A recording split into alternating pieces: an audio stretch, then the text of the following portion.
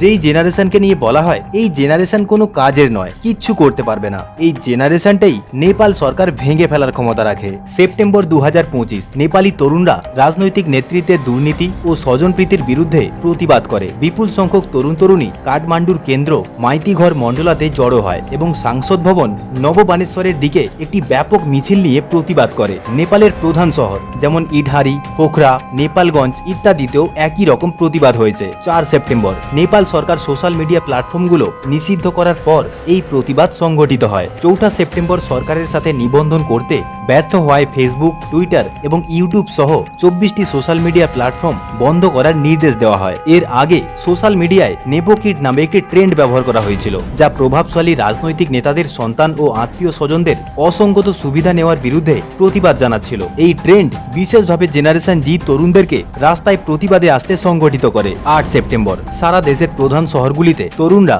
Social media নিষেধাজ্ঞা এবং দেশে বিদ্যমান দুর্নীতির বিরুদ্ধে র্যালি ও প্রতিবাদ করে। এই কর্মসূচিতে পুলিশের গুলিতে 14 জন নিহত এবং 40 জন আহত হয়। নেপালের রাজধানী কাঠমান্ডুতে কারফিউ জারি করা হয়। তরুণদের এই বিক্ষোভের মুখে 9 সেপ্টেম্বর নেপালের প্রধানমন্ত্রী কেপি শর্মা ওলি পদত্যাগ করেন এবং অন্তর্বর্তী প্রধানমন্ত্রী হিসাবে শপথ নেন সুশীলা কার্কি।